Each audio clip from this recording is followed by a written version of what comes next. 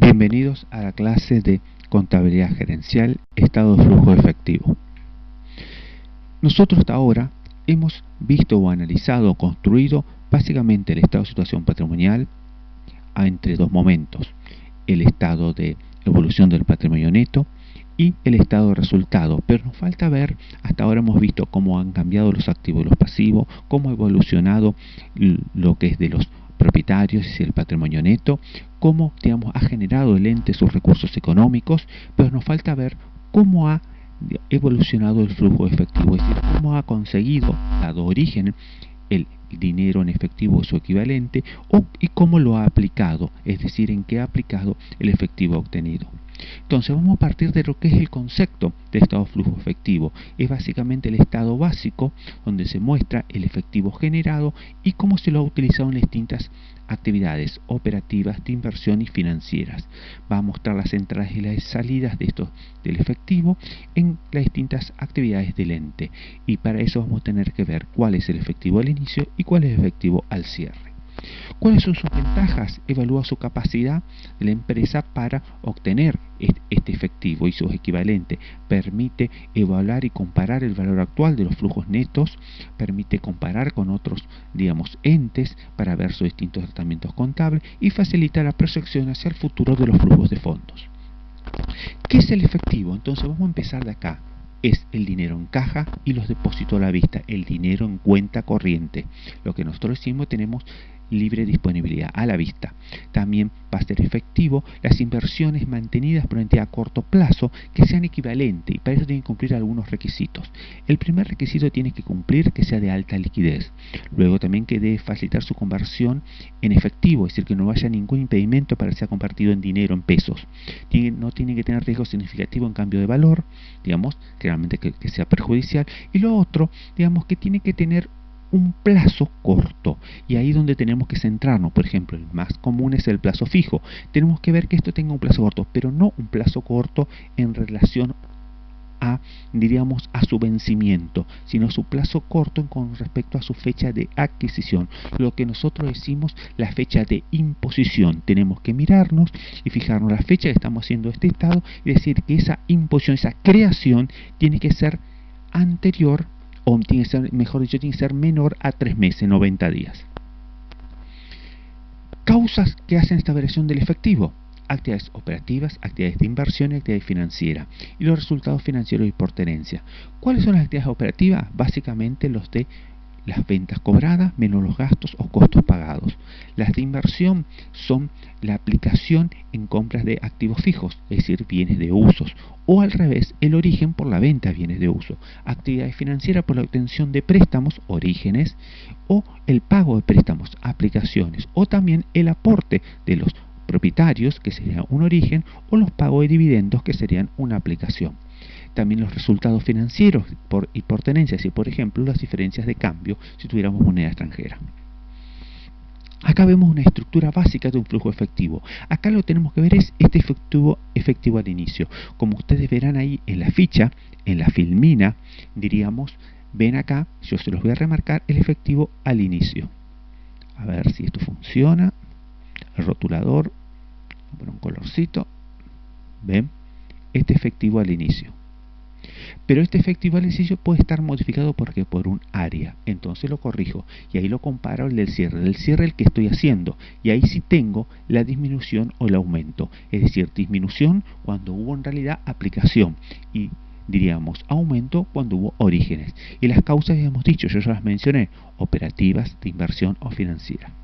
Vamos a ver acá dos modelos. Nuestra resolución técnica establece estos dos modelos, para hacer este estado. El modelo que ustedes lo ven que dice método directo y método indirecto. Ambos, en la primera parte, saber cuál es la variación, es exactamente igual. Lo que cambia es que vamos a ver que se va a partir de algunas cuestiones distintas. Y ahora vamos a ver la diferencia entre un método y el otro. El método es el directo y el método indirecto. El método directo, el primero, dice: se expone cada partida con las salidas o su equivalente o aplicaciones de los fondos. Es decir, establecemos cuántos fueron las actividades operativas en sí, cuánto fue el origen o la aplicación de esos fondos.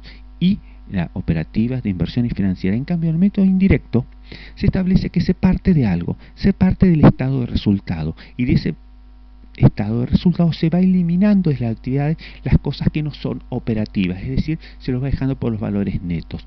En ambos casos, por ejemplo, siempre hay que tener en cuenta cuidado con las depreciaciones, pero en el método indirecto es donde más puede jugar o podemos llegar a tener errores. Vamos a seguir, nosotros vamos a desarrollar el método directo, es el que vamos a trabajar en la práctica. Entonces, la actividad operativa, ¿cómo vamos a partir para justificar esa diferencia que teníamos, aumento de disminución del efectivo? Vamos a decir básicamente, vamos a intentar determinar cuándo fueron los orígenes, es decir, las ventas cobradas, y cuánto fueron las aplicaciones de actividad operativa. Por ejemplo, los gastos, diríamos, costos o gastos pagados. Entonces voy a determinar en estos resultados cuándo fueron las ventas. Sumo que lo que yo tenía del año pasado en deudores por venta, al inicio, que seguramente lo cobré, y el resto lo que tengo ahora en deudores por venta, que es lo que no cobré. De esta forma voy a tener el valor neto de que las ventas o servicios cobrados. Y lo mismo lo voy a hacer con, diríamos, esto es con signo positivo y esto es con signo negativo. Vamos a poner acá, signo más y esto signo menos.